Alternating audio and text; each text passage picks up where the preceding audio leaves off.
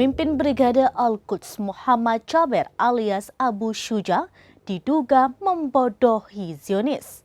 Komandan Al-Quds itu sebelumnya telah dikabarkan tewas terbunuh oleh serangan Zionis.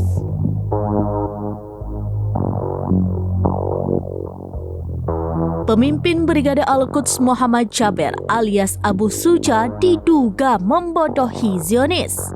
Komandan Al-Quds itu sebelumnya telah dikabarkan tewas terbunuh oleh serangan Zionis. Namun baru-baru ini Abu Syuja kembali menampakkan diri di Tulkarem dalam kondisi sehat. Dilansir dari Al-Mayadin pada Senin 22 April 2024, kemunculan Abu Syuja menggegerkan Zionis dan warga Palestina. Sebab pada awal pekan lalu, ia dikabarkan terbunuh bersama sejumlah pemimpin pasukan perlawanan lainnya seusai dibombardir Zionis selama 3 hari berturut-turut. Di mana dalam serangan tersebut, para pemimpin perlawanan digabung di kamp pengungsian Nur Syams di Tulkarem. Ia pun dinyatakan tewas pada Jumat 19 April 2024 hingga membuat warga Palestina berduka. Namun Abu Syuja mendadak muncul dalam sebuah pesan suara dengan mengabarkan kondisinya. Abu Syuja menekankan bahwa dirinya masih hidup dan berhasil melarikan diri dalam pengepungan Israel.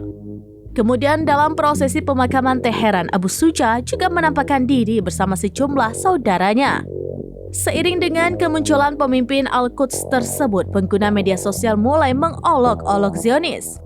Mereka juga menunjukkan betapa besarnya pukulan terhadap lembaga keamanan dan intelijen Israel imbas isu kematian Abu Syuja. Demikian informasi terkini Syederalun. Saksikan terus beragam informasi lainnya. Coba like dan share seluruh akun serampinews.com.